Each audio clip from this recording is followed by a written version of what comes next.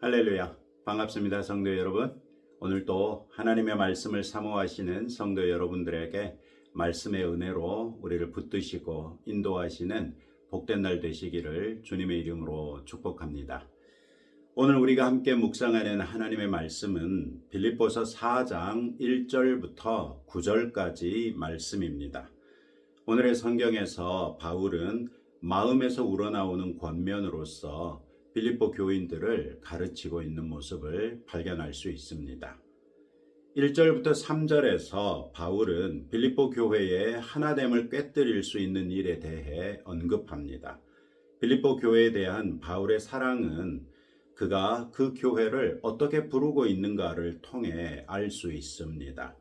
바울은 1절에서 빌립보 교회를 나의 사랑하고 사모하는 형제들, 나의 기쁨이요 면류관인 사랑하는 자들아 이렇게 말합니다.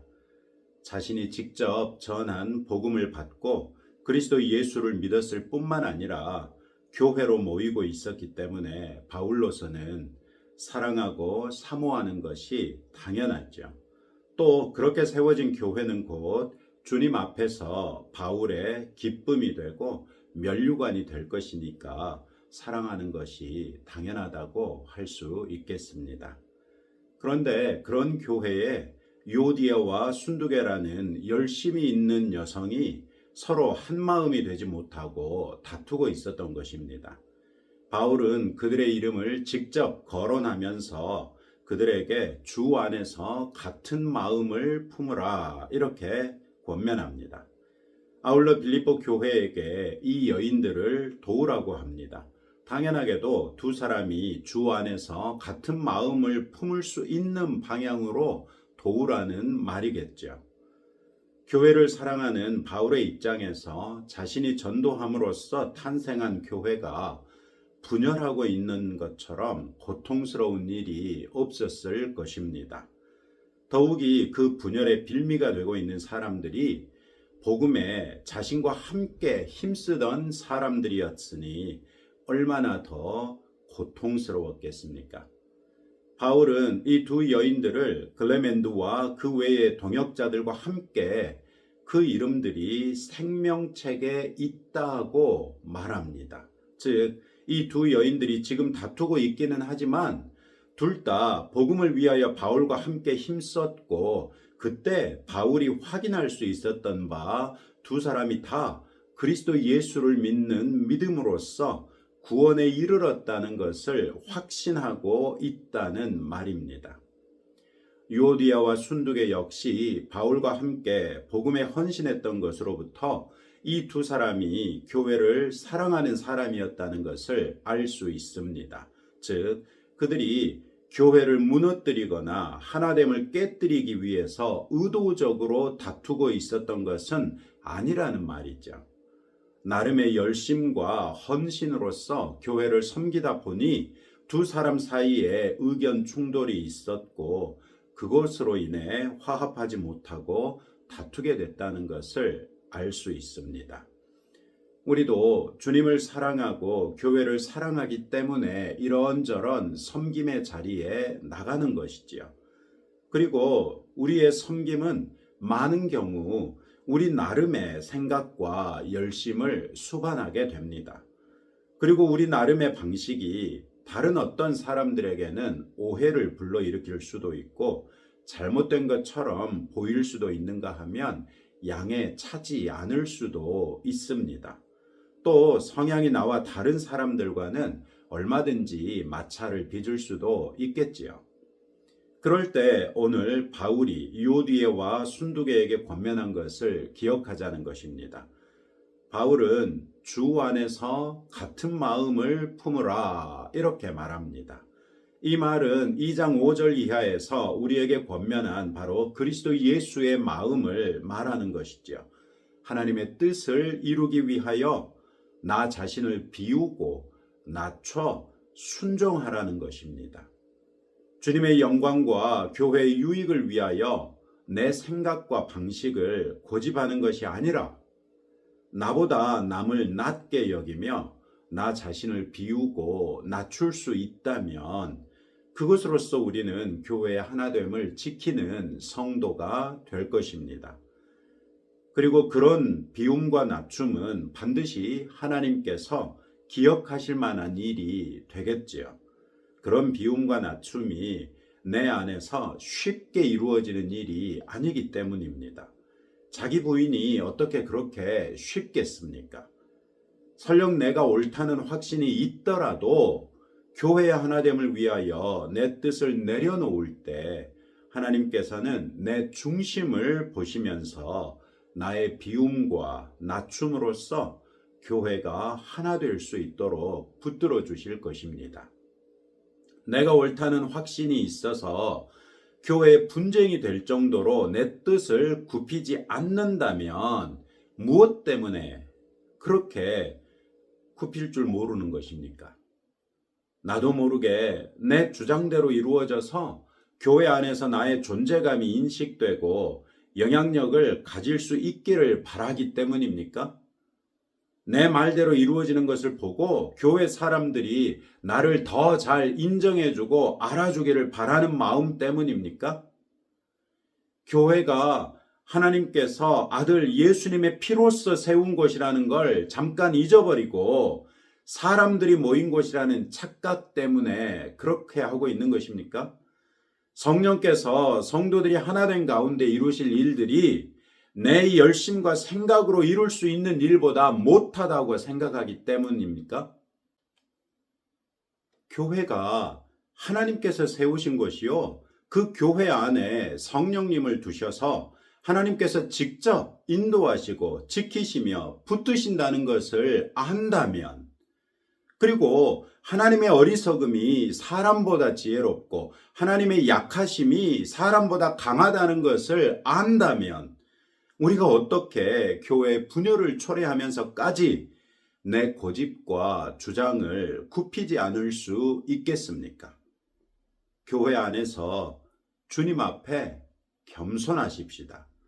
그리고 주 안에서 한 마음을 품을 수 있도록 충분히 대화하고 서로 존중하면서 한 마음이 될 수 있도록 스스로를 비우고 낮출 수 있는 성도들이 되십시다. 4절부터 7절에서 바울은 주 안에서 항상 기뻐하라고 합니다. 그리고 우리가 항상 기뻐할 수 있는 비결로 아무것도 염려하지 말고 다만 모든 일에 기도와 간구로 너희 구할 것을 감사함으로 하나님께 아뢰라, 이렇게 말합니다. 우리는 바울의 이러한 권면으로부터 우리가 기쁨을 누리지 못하는 원인이 결핍 때문이라고 생각할 수 있습니다. 우리가 하나님께 구할 수밖에 없는 무엇인가 필요한 것이 있고 그런 것들이 우리에게 없기 때문에 우리의 심령에 염려가 있고 그래서 기쁨이 없다고 생각할 수 있다는 말입니다. 그렇다면 우리는 바로 이어질 말에서 바울이 하나님께서 공급해 주실 것을 말해 주기를 기대하겠죠. 그런데 바울은 그리하면 모든 지각에 뛰어난 하나님의 평강이 그리스도 예수 안에서 너희 마음과 생각을 지키시리라, 이렇게 말합니다. 놀랍게도 바울은 하나님의 공급자 되심을 언급하지 않고 모든 지각에 뛰어난 하나님의 평강을 말합니다. 이 말을 통해 우리는 바울이 우리가 기뻐하지 못하는 이유를 우리가 생각하는 것과는 달리 보고 있다는 것을 알게 됩니다. 우리는 결핍 때문에 염려가 생겨서 기뻐하지 못한다고 보았는데 바울은 하나님의 평강이 우리에게 없기 때문에 기뻐하지 못한다고 말합니다. 그러면서 하나님의 평강은 모든 지각을 초월한다고 말하지요. 즉 우리가 평강이 불가능하다고 생각되는 상황에서도 하나님의 평강은 얼마든지 있을 수 있다고 말하는 것입니다. 우리는 이 말이 틀림없다는 것을 인정하지 않을 수 없습니다. 어떻게 하나님의 평강이 우리의 생각에 따라 좌지우지 될 수 있겠습니까? 하나님은 대주제이시니 하나님의 평강 역시 하나님께서 두시는 곳에는 그곳이 어디라도 평강이 있을 수밖에 없고 하나님께서 거두시는 곳이라면 역시 그곳이 어디라도 하나님의 평강이 없어질 것입니다. 그리고 하나님의 평강이 있고 없음에 관하여 내 생각이나 나의 의지가 설 자리는 없을 것입니다. 우리가 무엇이라고 하나님께 속한 것을 생기게 하거나 없앨 수 있겠습니까? 바울은 모든 지각을 초월하는 하나님의 평강이 그리스도 예수 안에서 우리의 마음과 생각을 지키실 것이라고 말합니다. 우리에게 설령 필수적인 것이 결핍된 상황일지라도, 양식이 떨어질지라도 하나님의 평강이 그리스도 예수 안에서 우리의 마음과 생각을 지키신다면 우리가 항상 기뻐할 수 있다고 말합니다. 그리고 바울은 이것을 자기의 삶 속에서 증거해 보여주었습니다. 사도행전 16장 16절 이하에서 바로 이곳 필립보에서 일어난 일을 기록하고 있습니다. 바울과 실라가 점치는 귀신 들린 여종에게서 귀신을 쫓아내버렸습니다. 그랬더니 그 여종의 주인이 사람들을 선동해서 바울과 실라를 무고했고 결국 많이 때린 다음에 감옥에 갇히게까지 해버렸습니다. 그런데 그 밤에 바울과 실라는 감옥에서도 기도하고 하나님을 찬송했습니다. 아무런 죄도 없이 갇히고도 맞아서 온몸이 욱신거렸을 것인데도 바울과 실라는 바로 그곳 감옥에서 기도하고 찬송할 수 있었던 것입니다. 우리는 우리 인생에 닥치는 일들을 통제할 수 없는 경우가 많고 애초에 무슨 일이 우리에게 일어날지 알지도 못하지요. 다만 나름대로 계획을 세우고 조심스럽게 행하면서 하루하루 무사무탈하게 지나갈 수 있기를 바라고 그런 삶 중에 혹시 형통과 순탄의 복이 임한다면 그것으로 감지덕지하지 않습니까? 그러다가도 이런저런 문제들이 터지면 그것 때문에 전전긍긍하면서 기쁨이라고는 찾아볼 수 없는 근심과 염려로 가득 찬 나날을 보내는 것이 바로 우리 연약한 인간 아닙니까?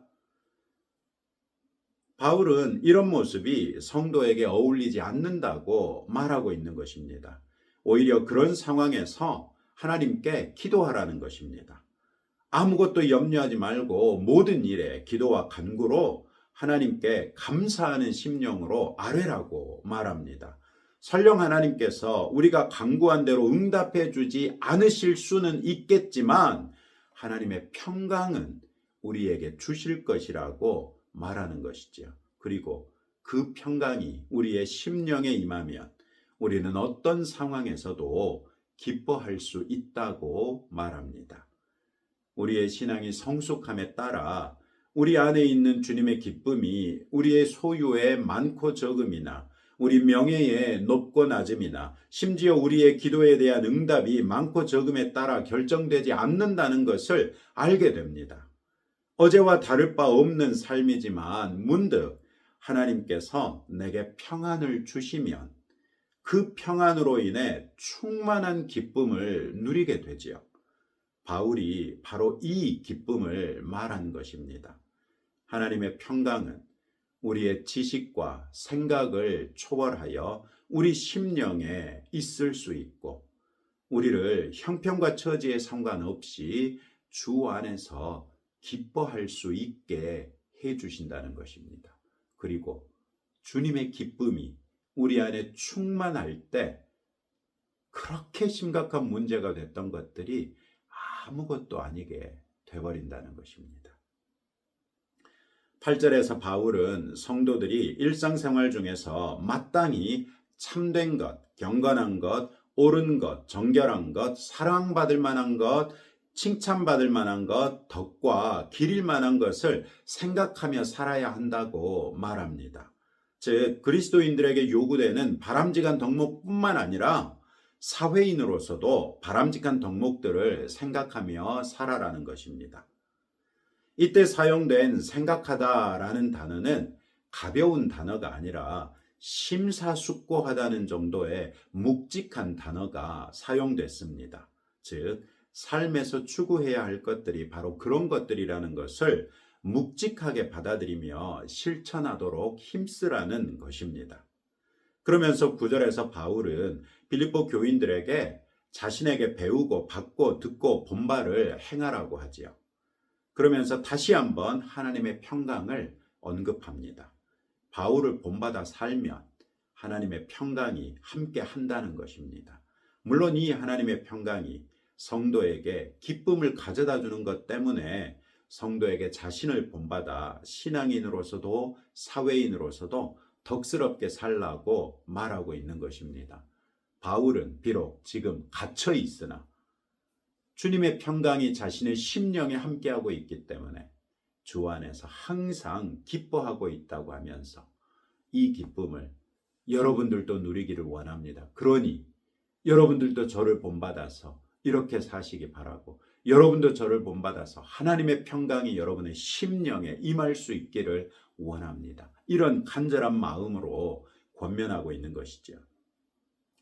결국 오늘의 성경에서 바울이 가장 중요한 가치로 성도들에게 강조하고 있는 것은 평강이지요.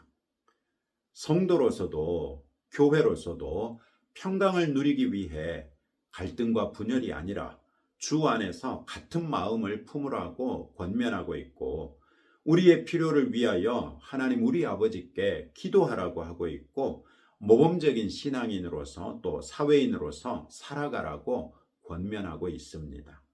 이토록 하나님의 평강은 우리 그리스도인들에게는 필수적인 것이지요.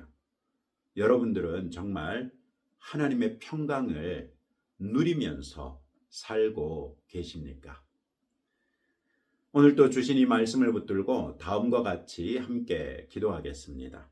교회 하나됨을 지키기 위하여 기꺼이 나 자신을 비우고 낮출 수 있는 성도가 되도록 하나님의 평강이 우리 마음에 늘 있어서 항상 기뻐하는 성도가 되도록 신앙인으로서 신실할 뿐만 아니라 사회인으로서도 도덕적이고 윤리적인 사람이 되어 하나님의 평강을 누릴 수 있도록, 그리고 오늘 또 대통령 선거 사전투표일인데 계속해서 우리 나라를 위해서 또 이번에 대통령 선거를 위해서 함께 기도하겠습니다.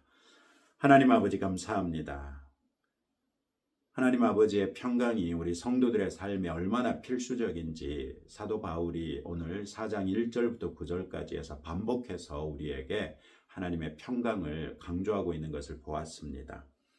우리도 교회의 하나됨을 지키기 위하여 기꺼이 나 자신을 비우고 낮춤으로써 주님의 평강이 우리 교회 안에 늘 있기를 원합니다. 하나님의 평강이 우리 마음에 늘 있어서 항상 기뻐하는 성도가 되게 하옵소서.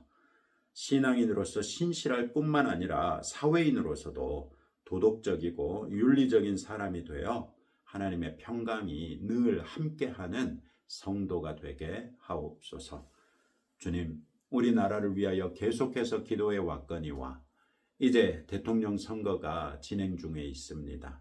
오늘도 사전투표가 있고 또 6월 3일에 본투표가 있습니다. 많은 국민이 이번 투표에 함께 참여하게 하셔서 투표로서 국민의 의지를 정치인들에게 드러내게 하시고, 정치인들은 투표를 통하여 드러난 국민의 민심을 무겁게 받아들여 국민을 두려이 여기고 나라를 위하여 최선을 다하여 일하는 일꾼이 대통령이 될 수 있게 하시고 장관들이 되게 하시고 고위공직자들이 될 수 있도록 아버지께서 간섭하여 주시기를 원합니다. 주님, 또한 우리가 늘 이 나라를 위하여 기도할 때마다 정치인들과 고위공직자들을 위해서도 기도하는 것을 게을리하지 아니하므로 우리의 기도로서 아버지께서 응답해 주심으로 우리가 두루 평안하게 신앙생활하며 하나님의 나라를 위하여 더 아름답게 헌신할 수 있는 우리 대한민국 또 국민들이 될 수 있도록, 아니 우리 성도들이 될 수 있도록 우리를 붙드시고 인도하여 주옵소서. 예수님 이름으로 기도합니다. 아멘. 오늘 또 이제 여러분들의 기도 제목들 가지고 주님 앞에 나아가시기 바랍니다.